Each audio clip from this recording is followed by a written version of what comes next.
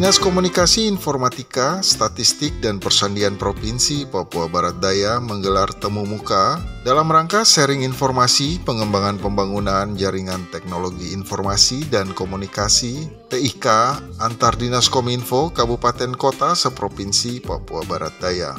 Kegiatan ini dilaksanakan di Kiryat Hotel Sorong dengan menghadirkan narasumber dari Telkomsel Sorong dan Kepala Dinas Kominfo Jayapura Papua, dan dihadiri oleh seluruh Kepala Dinas Kominfo se-Papua Barat Daya. Kepala Dinas Kominfo Statistik dan Persandian Provinsi Papua Barat Daya, Irma Sulaiman, menyatakan selain bersilaturahmi awal tahun dengan para Kepala Dinas Kominfo, ia juga berharap kegiatan ini dapat menciptakan kerjasama antar Dinas Kominfo, Provinsi, Kabupaten, Kota maupun Pusat, sehingga informasi program pembangunan bisa sampai ke pelosok daerah terpencil. Iya, kita giat hari ini tujuannya untuk kita silaturahmi di awal tahun dengan Diskominfo Kabupaten Kota se-Provinsi Papua Barat Daya untuk membicarakan berbagai program kegiatan Kominfo, perencanaan ke depan.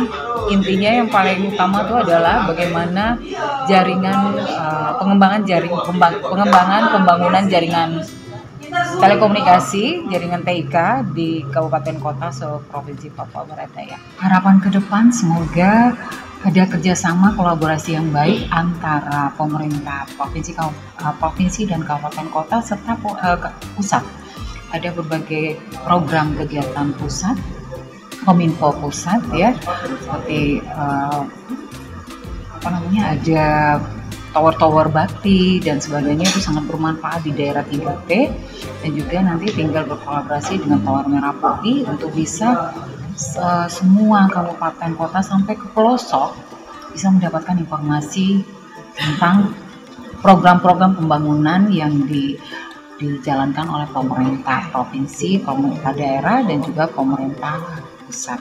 Sementara itu, Gustaf Giryapon, Kepala Dinas Kominfo Kabupaten Jayapura Papua, yang hadir sebagai narasumber mengatakan kolaborasi antara akademisi, bisnis, government, dan komunitas menjadi kunci sukses di sektor Kominfo, sehingga infrastruktur telekomunikasi, layanan internet, dan juga peningkatan SDM dapat tercapai.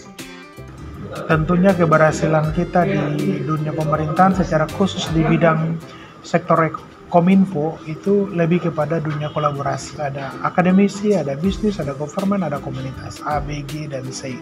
Nah, sehingga kolaborasi ini terus berjalan sehingga apa yang dicita-citakan itu bisa terrealisasi dan terlaksana walaupun mungkin berapa persen. Tadi kami lebih banyak sharing tentang infrastruktur telekomunikasi dan juga layanan internet. Kemudian peningkatan STM, tetapi semua itu harus mempunyai master plan yang jelas. Sehingga kita punya master plan, kita punya grand design, kita punya blueprint IT tentang IT apa yang harus kami lakukan di daerah sesuai dengan kondisi, letak grafis, dan kebutuhan daerah itu sendiri. Jadi tidak bisa harus kita adopsi semua yang ada di Pulau Jawa atau ada yang di Makassar itu seolah kita paksakan.